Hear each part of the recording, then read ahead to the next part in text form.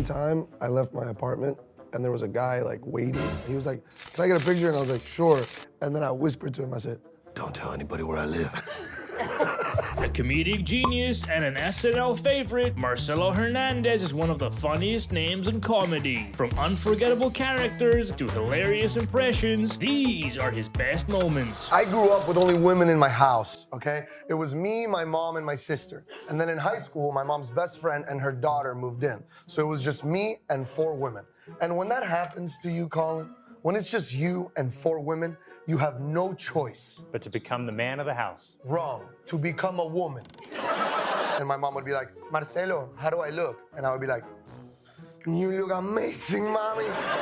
As a matter of fact, do me a favor. Go back into your room and walk out again. I want to see you again. Where are you going? The White House? Is my mama going to meet the president? And how does this relate to men being depressed? Most families seem to have that one uncle who's a little too eager to hand out inappropriate advice. Marcello's family is no exception. And in my family, there's always an uncle who's big on giving unsolicited sexual advice. He's like, hey, next time you go to the nipple, bite it a little bit. And you're like, I'm 11, man. Like,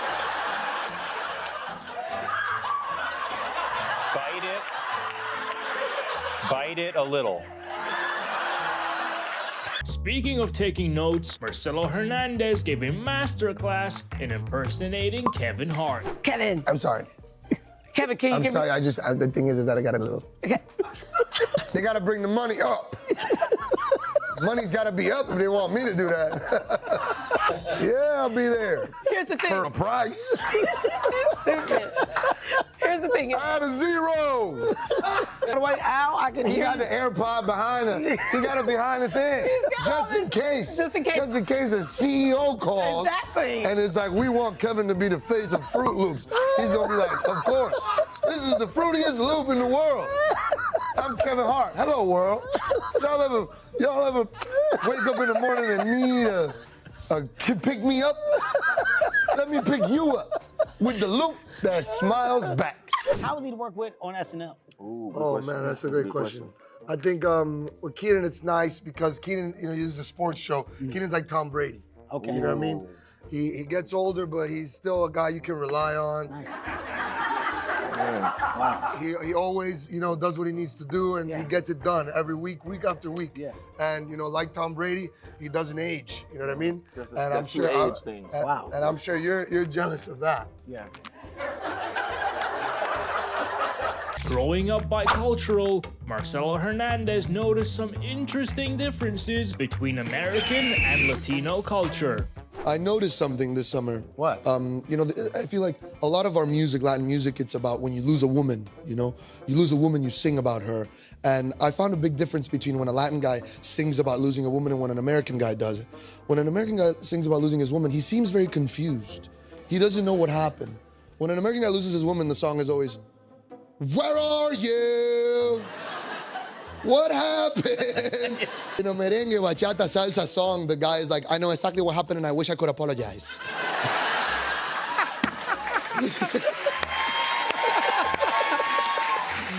Please, give me the opportunity to apologize.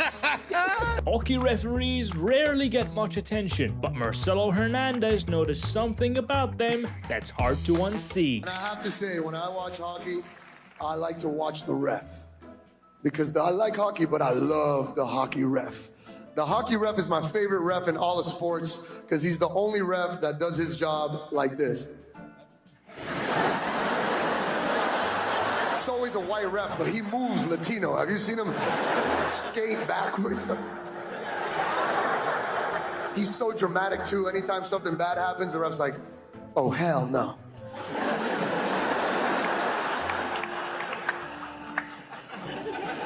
That was bad. You know how I know hockey is a white sport? No matter what you do, the worst thing that happens is go to timeout for 2 minutes. Latino people watch hockey, and when they see him put those guys in the box for 2 minutes, the Latino people are like, he gotta do it again. He didn't learn anything from that. My son don't have ADD, he just liked to jump. Yes. How great was the cigarette you ripped after you wrote that? Man, that was a bar. Dude, you have any other bangers like that you're like, that was me? My son don't have depression, he just like the dark. That was a similar one.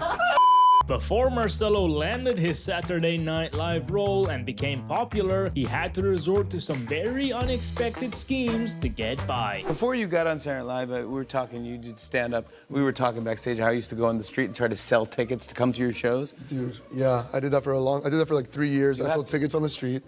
And it's a hard job because I sold tickets next to drug dealers.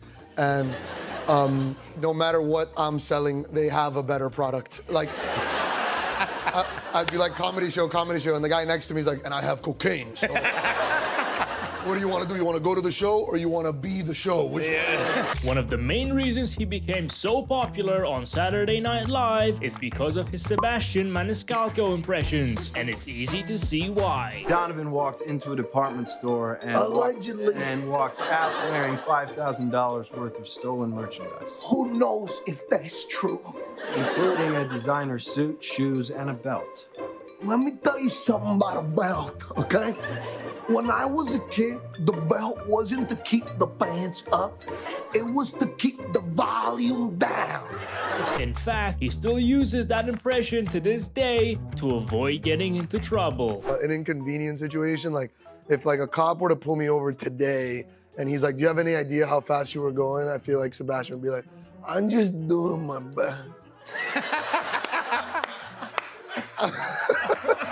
I'm just doing what I can do. Marcello Hernández didn't exactly excel in school, so when he didn't study for a test, he went looking for a cheat code. You know, one year I went to summer school for pre-algebra, and there was a kid in the summer school that his mom let him have ADD.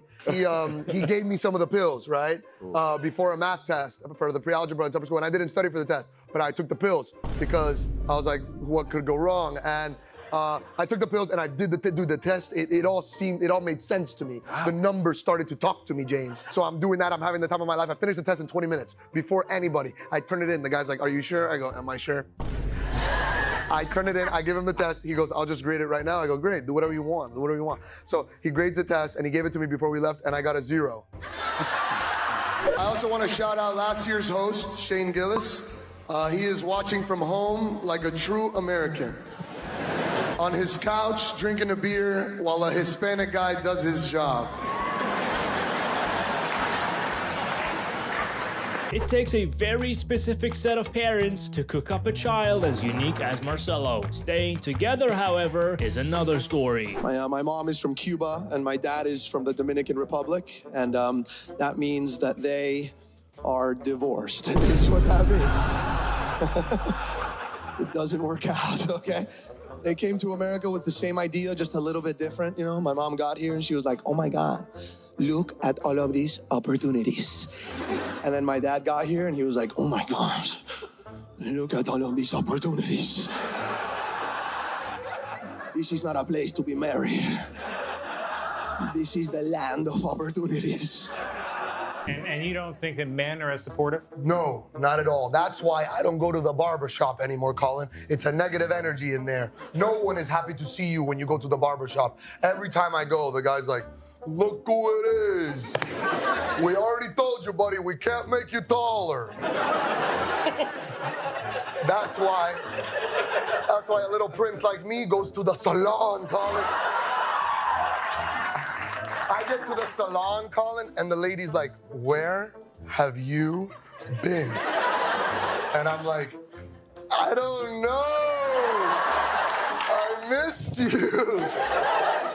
Timothée Chalamet and Marcello Hernández have one thing that brings them together, a baby face. So naturally, they decided to rap about it. You and I actually have a lot in common.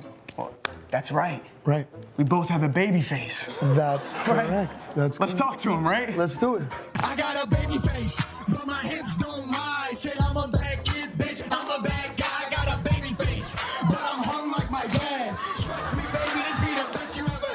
I got a face like a youngin', but the body of a dude. So hide your wife, hide your grandma too. Me and and your girl have funsies. And right after I pay, she wanna see me in a onesie. I got a baby face, yeah, I look real shy. Say I'm a bad kid, bitch, I'm a bad guy. I got a baby face, and your girl in my crib. Trust me, baby, I eat the booty with a bib. Jake Paul made headlines over the years with his controversial boxing career, and just like with everything, Marcello had something to say about that. I also must say it's an honor to be here among so many incredible athletes and Jake Paul.